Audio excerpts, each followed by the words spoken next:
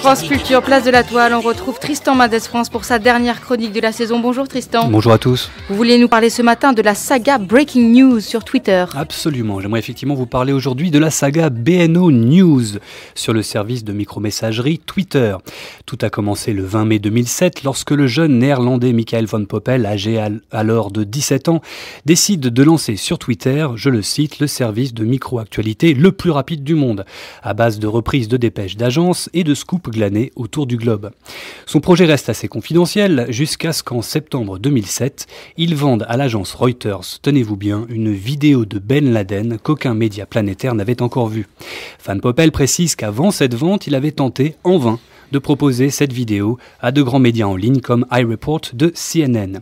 Très vite, BNO News gagne en notoriété, alors qu'en février 2009, il était suivi par un peu plus de 22 000 personnes. Aujourd'hui, il dépasse allègrement les 800 000, en profitant aussi, il faut bien le préciser, de la croissance exponentielle de Twitter. Mais quel est le secret de son succès ?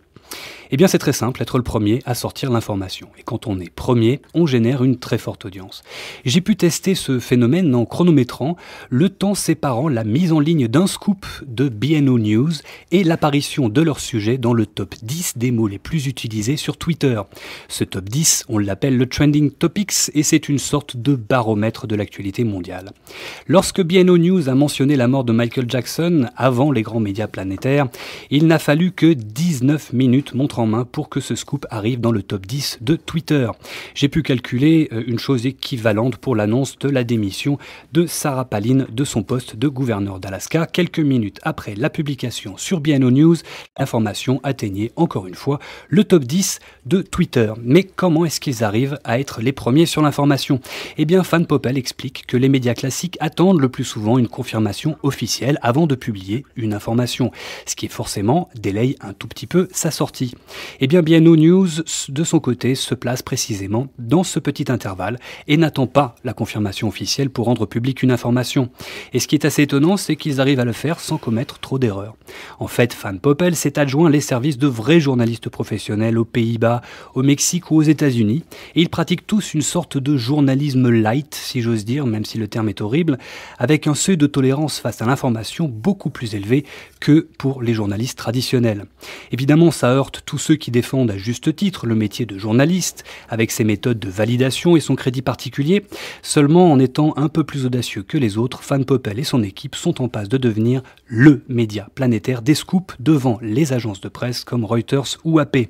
En attendant, on est nombreux à se demander quel est le modèle économique de BNO News. Eh bien, pour le moment, il n'y en a pas. Même si Van Poppel envisage à court terme une sortie d'une application payante pour iPhone et un abonnement tout aussi payant pour son feed d'actualité. Reste que BNO News bouscule encore plus un écosystème de l'information en pleine tourmente aujourd'hui et qu'il se présente de plus en plus comme un acteur incontournable de la fabrique de l'information. Certains commencent même à parler de l'apparition d'une immédiacratie dont le jeune Michael Van Poppel, qui aura 20 ans le 20 décembre prochain, serait l'un des représentants. Merci Tristan Mendes France. Pas de chronique la semaine prochaine puisque nous recevrons nos parrains et marraines pour la dernière de Place de la Toile. C'était donc votre dernière chronique qu'on peut podcaster sur le site de Place de la Toile, qu'on peut lire sur votre blog egoblog.net. Et comme vous êtes aussi un twittereur assidu, on l'aura compris, nom de code egoblog, on peut aussi vous suivre un peu partout sur la toile, tout comme on peut suivre vos vidéos, blogs, reportages issus de votre projet Blogtrotter sur blogtrotter.fr. Bref, on ne perd pas votre trace, Tristan Mendes France.